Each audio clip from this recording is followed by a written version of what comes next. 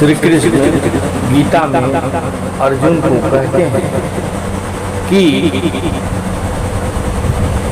अपना नियत कर्म करो, क्योंकि कर्म न करने की अपेक्षा कर्म करना श्रेष्ठ है। कर्म के बिना शरीर का निर्वाह भी नहीं हो सकता, लेकिन मनुष्य को जो कर्म कर रहे हैं वह कर्म विष्णु के लिए यज्ञ के रूप में अपना कर्म को करना चाहिए, अन्यथा कर्म के द्वारा इस भौतिक जगत में बंधन उत्पन्न होगा। अतः भगवान की प्रसन्नता के लिए, अपने आराध्य की प्रसन्नता के लिए अपने नियत कर्म को करना चाहिए। इस तरह हम बंधन से मुक्त रहेंगे। अपने लिए कोई कर्म न करें, अपने प्रभु के लिए, अपने आराध्य के प्रति के लिए अपना कर्म को करना चाहिए। अपना संपूर्ण कर्म अपने आराध्य को समर्पित करके उनकी खुशी के लिए करना चाहिए। अगर हम ऐसा चाहते हैं तो हम इस सांसारिक बंधन माया मोह के चक्कर में कभी नहीं पड़ेंगे। चूंकि मनुष्य को शरीर के निर्वाह के लिए भी कर्म करना होता है, अतः विशिष्ट सामाजिक स्थिति तथा गुण को ध्यान में रखकर नियत कर्म इस तरह बनाए गए हैं कि उस उद्देश्य की पूर्ति हो सके। सारे कर्म, सारे यज्ञ भगवान की प्रसन्नता के लिए करनी चाहिए।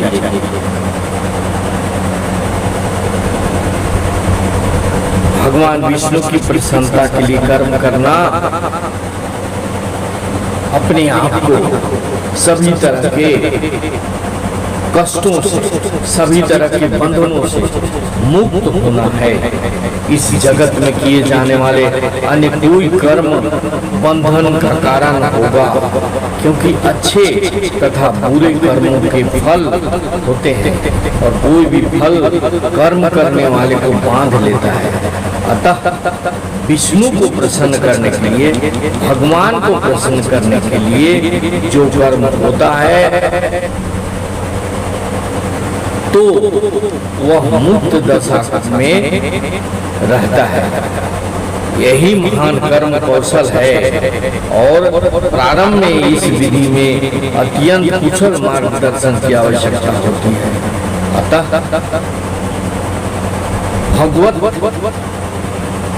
के निर्देशन में यह साक्षात भगवान कृष्ण के प्रत्यक्ष आदेश के अंतर्गत मनुष्य को परिश्रम पूर्वक कर्म करना चाहिए।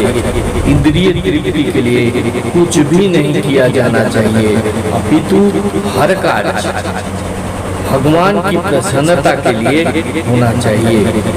इस विधि से न केवल कर्म के बंधन से बचा जा सकता है, बल्कि इससे मनुष्य को क्रमशः भगवान की वह प्रेमा भक्ति प्राप्त हो सकेगा जो भगवत धाम को ले जाने वाला होगा। प्राणियों के स्वामी विष्णु द्वारा भौतिक सृष्टि की रचना बुद्धिजीवियों के लिए भगवत धाम वापस जाने का सुअवसर है। इस सृष्टि के सारे जीव प्रकृति द्वारा बद्ध हैं, क्योंकि उन्होंने श्री भगवान विष्णु के साथ अपने संबंध को भुला दिया है।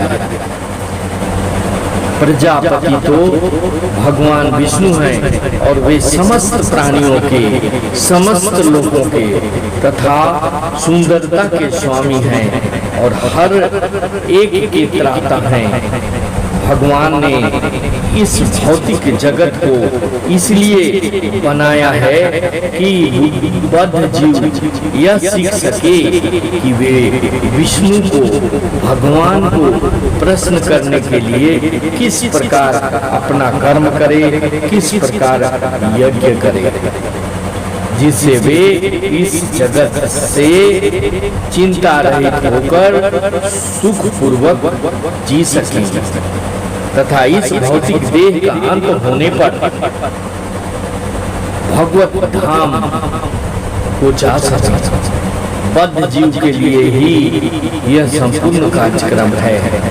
यज्ञ करने से बद्ध जीव क्रमशः कृष्ण भावना भावित होते हैं और सभी प्रकार से देव तुल्य बनते हैं। कलयुग में वैदिक शास्त्रों ने संकीर्तन यज्ञ का विधान किया है और इस दिव्य भक्ति का प्रवर्तन चैतन्य महाप्रभु द्वारा इस युग के समस्त लोगों के उद्धार के लिए किया गया है। देवतागण सांसारिक कार्यों के लिए अधिकार प्राप्त प्रशासक हैं। प्रत्येक जीव द्वारा शरीर धारण करने के लिए आवश्यक वायु, प्रकाश, जल तथा अन्य सारे वर उन देवताओं के अधिकार में है जो भगवान के शरीर के विभिन्न भागों में असंख्य सहायकों के रूप में स्थित है। उनकी प्रसन्नता तथा अप्रसन्नता मनुष्यों द्वारा यज्ञ की संपन्नता पर निर्भर करती है, उन्हें उनके पूजा पाठ पर निर्भर करती है, उनके भक्ति पर निर्भर करती है। उनकी प्रसन्नता अगर होगी तो मानव जल, वायु, प्रकाश जितनी भी आवश्यक चीजें हैं सारा इन देवों के द्वारा उन्हें प्राप्त होता रहेगा, उसकी कमी कभी नहीं होगी। कुछ यज्ञ किन्हीं विशेष देवताओं को प्रसन्न करने के लिए होते हैं, किंतु तो भी सारे यज्ञों में भगवान विष्णु को प्रमुख भोक्ता, प्रमुख देवता की भांति पूजा जाता है। समस्त यज्ञों का मुख्य प्रयोजन यज्ञपति को प्रसन्न करना है। जब ये यज्ञ सुचारू रूप से संपन्न किए जाते हैं तो विभिन्न विभागों के अधिकारी देवता प्रसन्न होते हैं और प्राकृतिक पदार्थों का अभाव नहीं रहता।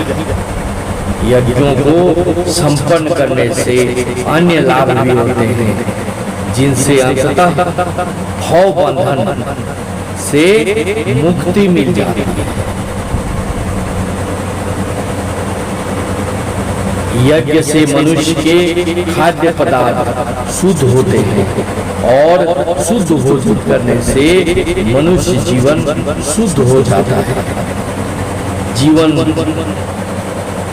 शुद्ध होने से स्मृति के सूक्ष्म तंतु शुद्ध होते हैं और स्मृति तंतुओं के शुद्ध होने पर मनुष्य मुक्ति मार्ग का चिंतन कर सकता है और ये सब मिलकर कृष्ण भाव अमृत तक मनुष्य को पहुंचाते हैं, जो आज के समाज के लिए सर्वाधिक आवश्यक है।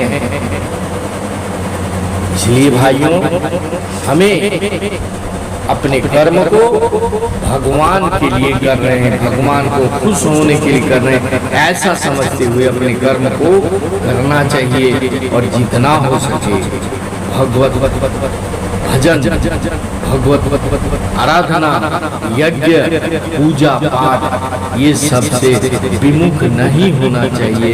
इनको अपना कर्तव्य समझते हुए इनको करना चाहिए। इससे न सिर्फ हमारा बल्कि संपूर्ण संसार का भलाई संभव है। अगर यह वीडियो अच्छा लगा तो इसे सब्सक्राइब करेंगे, शेयर करेंगे और लाइक करेंगे, साथ ही साथ कमेंट भी करेंगे। Thank you very much. जय हिंद, वंदे मातरम।